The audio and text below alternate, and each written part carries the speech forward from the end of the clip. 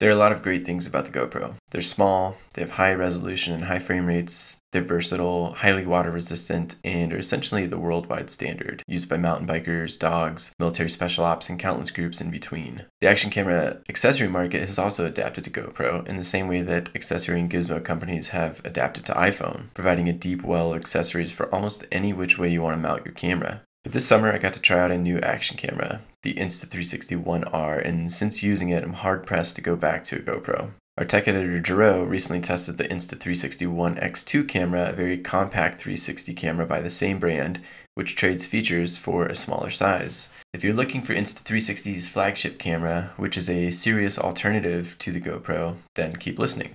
The One R includes a 360 lens that you can record in 5.7K and a wide-angle lens that you can record in 4K. The camera has its own flow state stabilization technology, voice control, an HDR photo mode, and other unique features like hyperlapse, point-to-track, and night shot.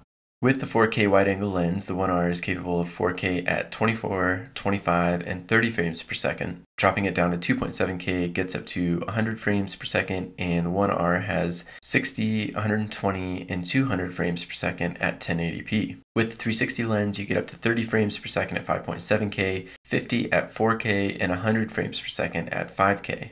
These lenses are interchangeable on the same camera, and it only takes about 30 seconds to swap them. The 360 camera does record in its own .insv video format, which requires the Insta360 Studio either on phone or desktop. This can be exported and then pulled into Adobe Premiere or whichever program you're using if you're incorporating that clip into another video. The camera weighs 121 grams, can run for about 70 minutes at 4K according to Insta360. It works with micro SD cards and charges with a USB-C. The 4K edition sells for $300 and the 360 edition sells for $450, while the twin edition, including both lenses, sells for $30 more at $480. The Insta360 One R is noticeably bigger and weightier than the GoPro Hero 7 Black, a few years old, but it's the one I have here. The size of the new Hero 10 seems pretty comparable though, and the Hero 10 is actually heavier than the Insta360. The One R feels very solid in the hands, and though it's a three-piece camera, there isn't really any play in between the parts. The lenses can be swapped out very easily and done on the trail without worrying about too much dust infection, though you obviously want to be careful. For most of my testing, I mounted the One R on a chest harness. The camera uses the same bident style of mount as a GoPro. Using the selfie sticks, extensions, and everything else is where the possibilities become infinite on the One R. And I know that sounds cliche, but it's pretty incredible what you can do with this camera if you're willing to put some thought and planning into it. Now, if you're trying to take an overhead video or use it from an extended position, it's best to position the camera flat on the extension so that the pole or stick doesn't show up in the video. This is also the downside of using a 360 lens on the chest harness. Your arms on both sides of the frame can start to look a little weird or glitchy, but you can always just use the 4K wide lens, although the 360 lens does seem to bring smoother video and give it a gimbal-like feel through turns over the fixed lens. As a dead-on POV camera, the One R is excellent. The color and dynamic range right out of the camera certainly beats my Hero 7. I can't say how it compares to the Hero 10 because I haven't used that camera yet, but the 4K wide lens and the 360 lens are both great.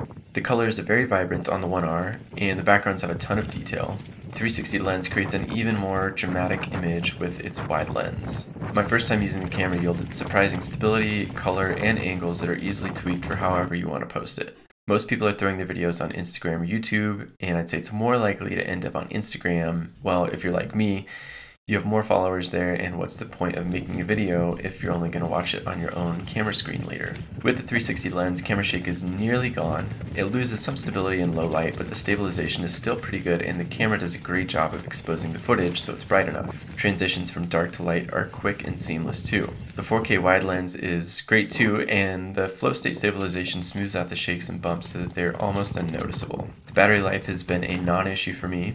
While I have run down GoPro batteries very easily, the One R battery has been impressive even with the 360 lens, and plenty for me to capture what I need on trail rides. Most people want to pack an extra memory card before another battery. The battery is actually the base on this camera, and you can buy extras for $30 or a boosted base that's double the size for $50. Insta360 also makes a slew of accessories for all of their cameras that are available on the Insta360 store. The camera interface has been seamless. It can be a little tricky to tap on some of the smaller icons, but overall overall there's no lag or stuttering, the screen is fast, and the settings are easy and quick to navigate. Where users might get flustered is in the editing and exporting phase of the camera, although once you get the hang of it, it's not that bad. If you have the Insta360 app on your phone, you can easily connect to the camera via Wi-Fi, upload, edit, and export your videos. With the 360.insv videos, the hardest thing about editing them is figuring out where you want the lens pointed. During post-processing, you can use keyframes to mark where the camera is pointed. You can then adjust the scale, the color, and change where the camera is pointed throughout the video using the entirety of the 360 lens. The cool thing is that you can also easily adjust the aspect ratio in post-processing. I found that the vertical orientation is nice also if you plan on posting the videos to Instagram later, since